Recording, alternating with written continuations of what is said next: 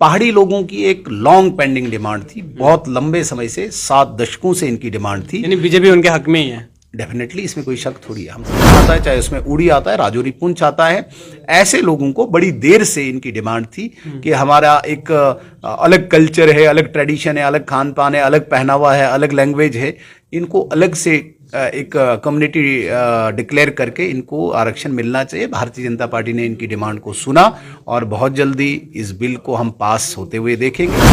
देखिए, ये केवल विकार रसूल साहब का कसूर नहीं, ये पूरे कांग्रेस का ही एक डिफेक्ट आ गया है, एक पूरे देश में नेताओं का। यदि चुनाव जीतते हैं तो वो कहते हैं सब अच्छा है, जब चुनाव हारते हैं तो वो ईवीएम पे दोष मढ़ते हैं।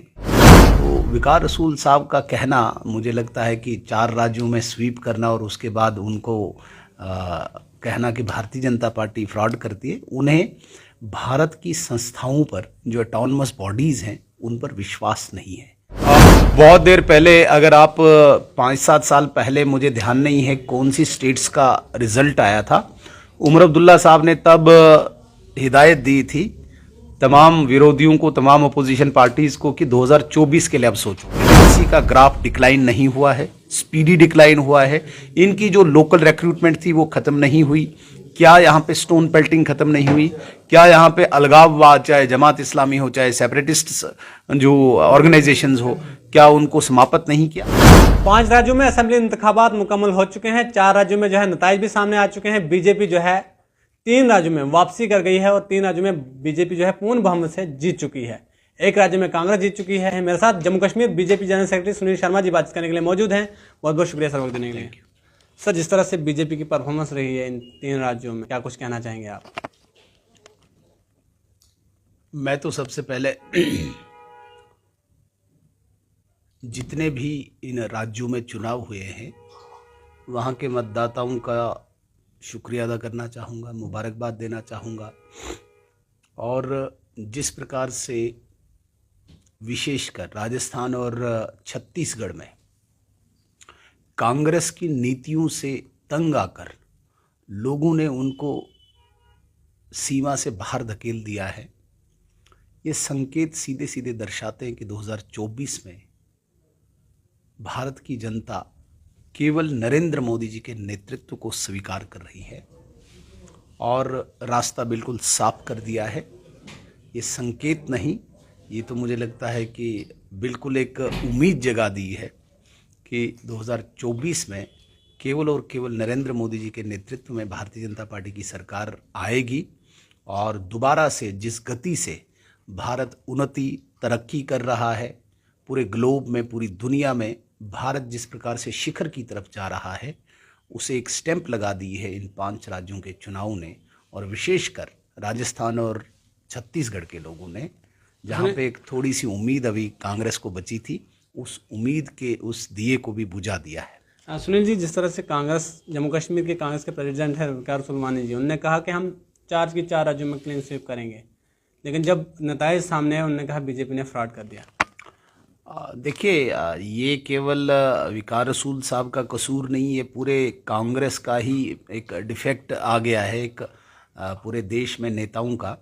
यदि चुनाव जीतते हैं तो वो कहते हैं सब अच्छा है, जब चुनाव हारते हैं तो वो ईवीएम पे दोष मढ़ते हैं।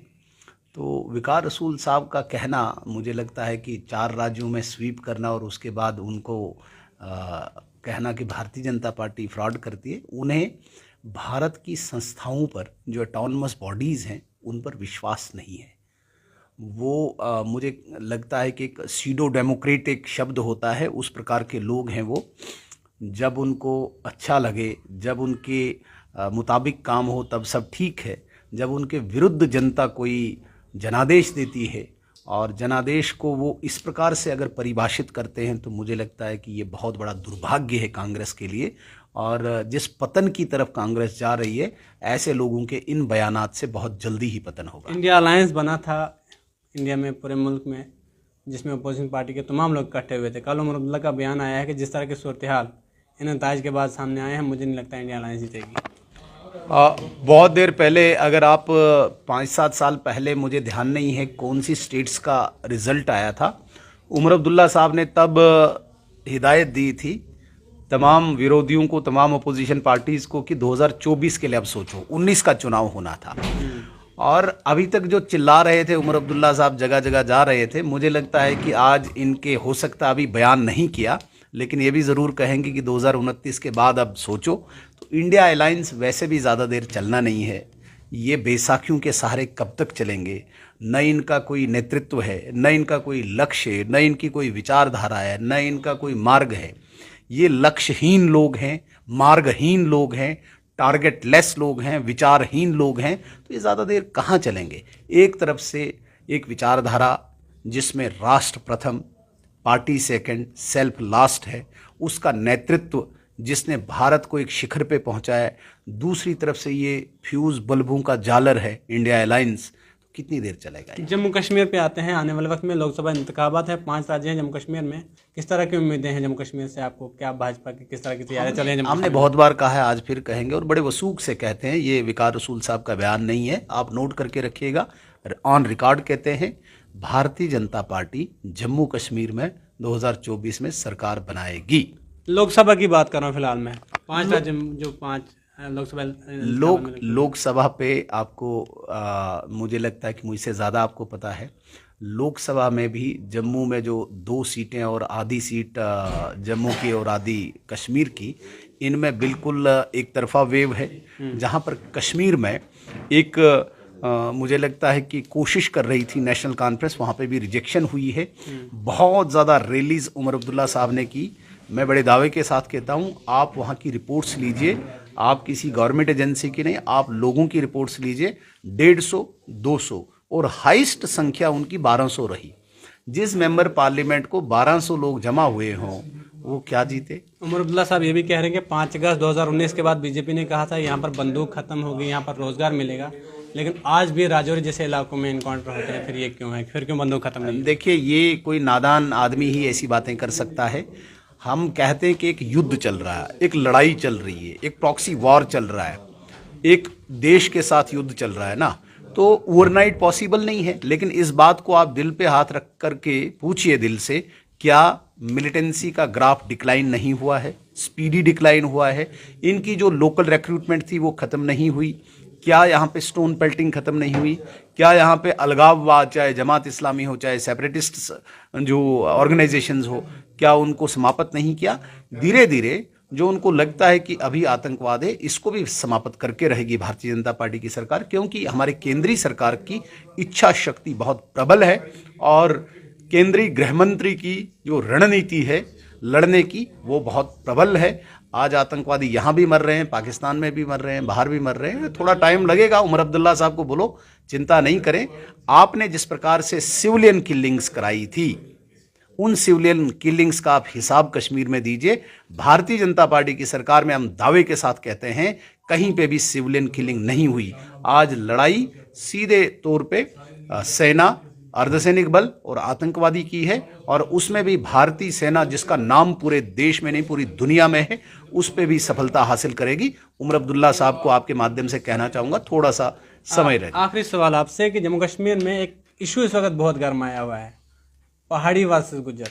किस तरह से देखते हैं आप, और क्या लगता है आपको कौन लोग गुमराह कर रहे हैं? क्योंकि कुछ लोग आपकी पार्टी में, उन्होंने परसों प्रेस कॉन्फ्रेंस की, उन्होंने कहा कि जो लोग सड़कों पर है वो गुज्जर बकरवाल कौम को गुमराह कर रहे हैं, जो कुछ देना है बीजेपी नहीं देना। वो लोग कह रहे हैं कि ये लोग गुमराह करें। कौन गुमराह कर रहे हैं शर्मा जी?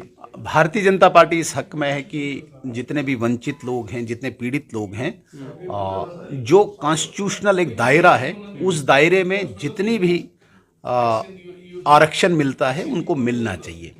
पहाड़ी लोगों की एक लॉन्ग पेंडिंग डिमांड थी, बहुत लंबे समय से, 7 दशकों से इनकी डिमांड थी। यानी बीजेपी उनके हक में ही है? डेफिनेटली, इसमें कोई शक थोड़ी है, हम सबके हक में। हम गुजर, मतलब आप सोच कह रहे हो कि उनको भी एसटी, सवाल को इधर उधर नहीं घुमाइए, मैं क्लियर बोलूंगा आपको बोलने की आवश्यकता ही नहीं पड़ेगी। गुजर बकरवाल के लिए पहले मोदी जी ने रिजर्वेशन दी ना, इसको आप मानते हो? जिस गुज्जर बकरवाल कम्युनिटी को यहाँ की सरकारों ने, कांग्रेस, पीडीपी, एनसी ने वोट बैंक बना के रखा था, भारतीय जनता पार्टी के एक हिट से पंच, सरपंच, बीडीसी, डीडीसी, इनको हमने रिजर्वेशन दी। आज ये वहाँ पे इनको प्रतिनिधि मिले हैं। इसके अतिरिक्त 9 सीटें ST की भारतीय जनता पार्टी की सरकार ने असेंबली के लिए दी। और भी मैं सैकड़ों ऐसी स्कीमें बता सकता हूं। आप अब ट्राइबल अफेयर्स एक डिपार्टमेंट है, वहां से पता कर सकते हैं। आज ट्राइबल विलेजेस ले रहे हैं, करोड़ों रुपया नरेंद्र मोदी जी की तरफ से आ रहा है। तो पहले गुजर बकरवाल का भी सोचा, जो पहाड़ी कम्युनिटी, जो ट्राइबल, जो बिल्कुल सीमा के साथ सटा हुआ एरिया आता है, चाहे उसमें करना आता है, चाहे उसमें उड़ी आता है, राजौरी पुंछ आता है, ऐसे लोगों को बड़ी देर से इनकी डिमांड थी कि हमारा एक अलग कल्चर है, अलग ट्रेडिशन है, अलग खान पान है, अलग पहनावा है, अलग लैंग्वेज है, इनको अलग से एक कम्युनिटी डिक्लेयर करके इनको आरक्षण मिलना चाहिए। भारतीय जनता पार्टी ने इनकी डिमांड को सुना और बहुत जल्दी इस बिल को हम पास होते हुए देखेंगे। जहाँ तक बात आती है इसके विरोध की, मुझे नहीं पता कि ये विरोध क्यों कर रहे हैं, क्योंकि हमारे गुज्जर कम्युनिटी के लोगों ने कल भी क्लियर कर दिया है कि भाई ऑनरेबल होम मिनिस्टर साहब ने जो अपनी कमिटमेंट की हुई है, वो कमिटमेंट पे सभी पूरी सरकार हमारी स्टैंड है कि जो 10% यहाँ पर गुज्जर बकरवाल कम्युनिटी को रिजर्वेशन थी, उसमें रत्ती भर छेड़छाड़ नहीं होगी। फिर इनको चिंता क्यों है? वो ये कह रहे हैं कि सुप्रीम कोर्ट का दावा है कि quota within quota, reservation ये पॉसिबल ही नहीं है। ये कौन सा कानून है? जब होगा तब देखी जाएगी ना। अगर उनके किसी भी कोटे को छेड़ा जाएगा तब चलाओ ना, अभी जबरदस्ती पहले क्यों चलाना है? जब हम बोल रहे हैं कि भाई आपके कोटे को नहीं छेड़ रहे हैं, parliament is the supreme, parliament सबसे बड़ा एक डिसीजन मेकिंग प्लेटफॉर्म होता है। पार्लियामेंट से ऊपर कोई है? कानून बनाना वहीं पे होता है। तो जो भी कानून बनाना होगा कानून बनेगा, उनके 10% को कोई छेड़ेगा नहीं। अब जबरदस्ती किसी ने राजनीति करनी है तो करे ना, कौन रोक रहा है? करो। चलिए, बहुत बहुत शुक्रिया। Jammu Kashmir BJP general secretary Sunil Sharma ji मेरे साथ बातचीत करने के लिए मौजूद थे। बेबाकी से हर सवाल का इन्होंने जवाब दिया, इसके लिए जाने भी जाते हैं। बहरहाल आप लोगों की तमाम सवालात पर क्या कुछ राय है, आप लोग अपनी राय कमेंट सेक्शन में जरूर दीजिए।